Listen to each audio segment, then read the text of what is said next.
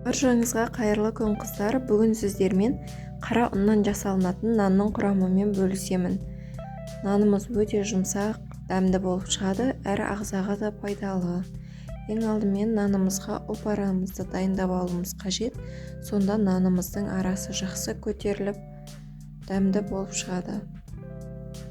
Опарамызға ең алдымен ашытқымызды ыдысымызға салып, үстінен қантымызды және жылы суымызды құюымыз керек. Одан соң бетін жауып 20 минутқа қоямыз жылы жерге. Опарамыз дайын болды.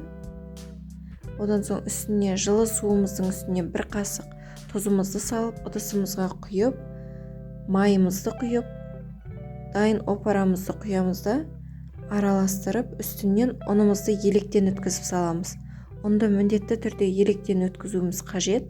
Менікі екінші сорт қара ұн. Описаниеге барлығын жазып кететін боламын. Сол жақтан көрсеңіздер болады.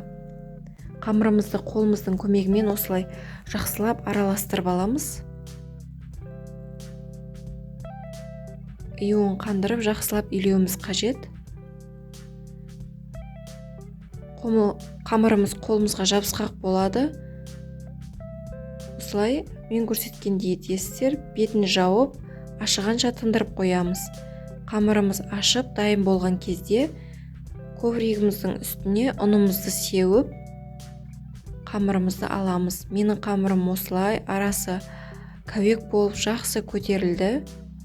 Одан соң осылай мен 5 бөлікке кесіп алдым. Басын біріктіріп, жақсылап домалақтап, июын қандырып, астына ұнымызды сеуіп, бетін жауып қоямыз. Қамырларымыз жақсы көтерілді.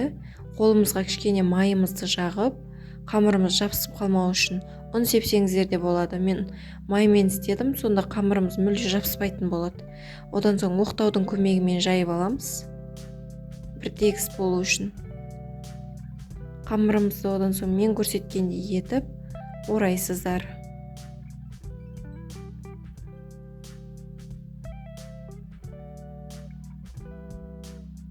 Осылай шиыршықтап орап аламыз.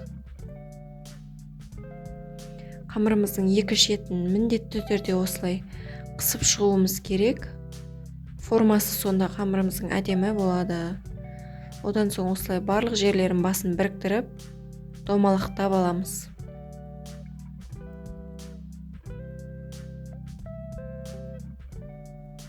Қамырымызды формамызға салып шығамыз.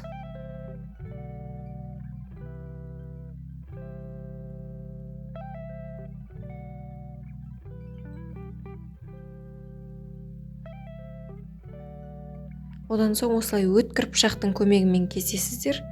Алмастың көмегімен кессеңіздер де болады. Одан соң мен ұнмен ванильді қантымызды араластырып сеуіп шықтым.